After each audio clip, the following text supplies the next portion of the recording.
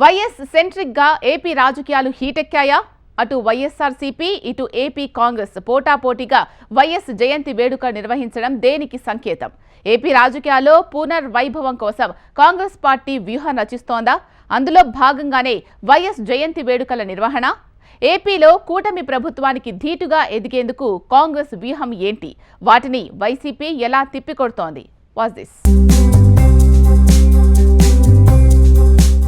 AP రాజకీయాలు YS centric గా కొనసాగుతున్నాయా? మొన్నటి వరకు వైఎస్ వారసుడిగా జగన్ వైఎస్ఆర్ కాంగ్రెస్ పార్టీతో రాజకీయాలు చేస్తే ఇప్పుడు ఏపీ కాంగ్రెస్ పార్టీ కెప్టెన్ బాధ్యతలు చేపట్టిన షర్మిల అదే రాజకీయం మొదలుపెట్టారా? నిన్నటి వైఎస్ జయంతి వేడుకలతో ఏపీ రాజకీయాలు ఏ టర్న్ తీసుకుంటున్నాయి. అంతేకాదు వైఎస్ జయంతి వేడుకలు అటు వైసీపీ ఇటు కాంగ్రెస్ పోటాపోటీగా నిర్వహించడం దేనికి సంకేతం? ఇదే ఇప్పుడు ఏపీ పాలిటిక్స్ లో జరుగుతున్న హాట్ చర్చట.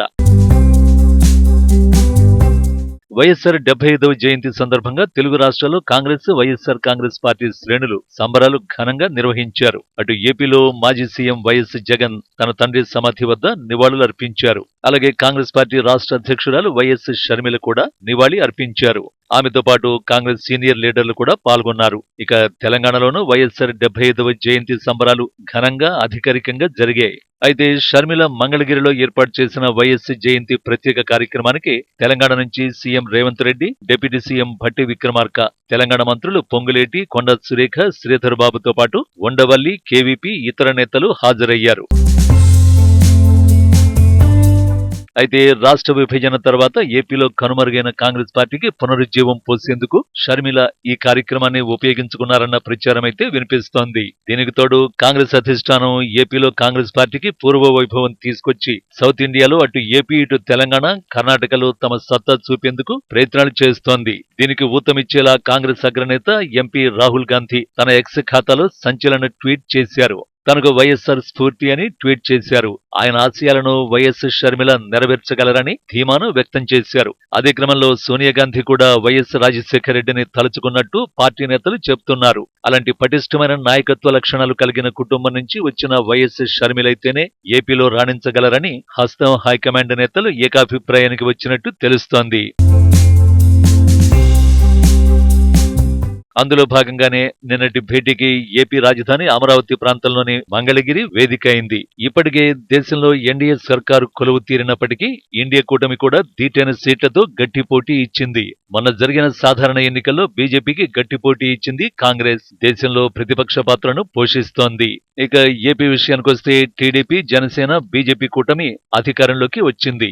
ఎన్నడూ లేని విధంగా ఎవరు కని విని ఎరుగని రీతిలో బంపర్ మెజారిటీ సాధించింది. అటు మొన్నటి వరకు అధికారంలో ఉన్న వైఎస్ఆర్సీపీకి ప్రతిపక్ష హోదా కూడా లేకుండా చేసింది. దీంతో అసెంబ్లీలో ప్రజల తరఫున బలమైన స్వరం వినిపించేందుకు అవకాశం కూడా లేదని భావిస్తున్నారు ఆ పార్టీ నేతలు. ఇలాంటి తరుణంలో ఏపీలో కాంగ్రెస్ ప్రత్యామ్నాయమని చెప్పుకునేందుకు సరైన అవకాశం వచ్చిందని భావిస్తున్నారు ఆ పార్టీ నేతలు. అందులో భాగంగానే నిన్న కీలక సమావేశాన్ని నిర్వహించారు కాంగ్రెస్ నేతలు. ఆ సమావేశంలో ఇటు షర్మిల అటు రేవంత్ వైఎస్ జగన్ టార్గెట్ గా వ్యాఖ్యలు చేశారు. ఇదే స్పీడ్ ను కొనసాగిస్తూ ప్రజల్లో ఉంటూ బలమైన క్యాడర్ ను తయారు చేసుకుంటూ 2029 ఎన్నికలే లక్ష్యంగా పావులు కదుపుతోందట కాంగ్రెస్. అందులో భాగంగానే కాంగ్రెస్ పార్టీకి సంబంధించిన అగ్రనేతలందరూ వైఎస్ షర్మిలకు మద్దతుగా ఉన్నారని తెలపడం కోసమే నిన్నటి సభ అని అన్ని పార్టీ వర్గాల్లో చర్చ జరుగుతోందట. ఎలాగైనా వచ్చే 5 ఏళ్లలోపు కాంగ్రెస్ పార్టీని క్యాడర్ను పుంజుకునేలా చేసి దీటైన నేతల్ని ఎంపిక చేసుకుని భవిష్యత్తు కార్యాచరణ సిద్ధం చేస్తున్నట్టు తెలుస్తోంది. దీనికి కేవీపీ కామెంట్స్ కూడా ఆజ్యం పోసినట్లు అయింది. కాంగ్రెస్ పార్టీలో కీలక నేతలు చేరేందుకు సిద్ధంగా ఉన్నట్లు ఆయన సంచలన వ్యాఖ్యలు చేశారు. ఇక కాంగ్రెస్ ప్రత్యామ్నాయంగా మారితే వైఎస్ఆర్ ఓటు బ్యాంకు వైసీపీ నుంచి కాంగ్రెస్ లోని షర్మిల వైపుకు తిరిగే అవకాశం ఉంటుందని విశ్లేషకులు భావిస్తున్నారట. దానికి అనుగుణంగానే పార్టీ వ్యూహాలు రచిస్తోందట హైకమాండ్. ఏపీలో ప్రస్తుతం కూటమి ప్రభుత్వం ఇచ్చిన హామీల అమలుపై ప్రజల్లో ఏమాత్రం అసంతృప్తి కలిగినా అది కాంగ్రెస్ కు ప్లస్ అవుతుందనే టాక్ వినిపిస్తోంది. అప్పుడు ప్రత్యామ్నాయంగా కాంగ్రెస్ పార్టీ బలంగా మారే అవకాశం ఉన్నట్లు కాంగ్రెస్ నేతలు అంచనా వేస్తున్నారు. ఏపీలో వైఎస్ జయంతి సాక్షిగా జరిగిన కీలక సమావేశం ఎలాంటి రాజకీయ పరిణామాలకు దారితీస్తుందో, వైఎస్ సెంట్రిక్ గా వ్యూహాలు రచిస్తున్న నేతల్లో ఎవరికి కలిసొస్తుందో చూడాలి.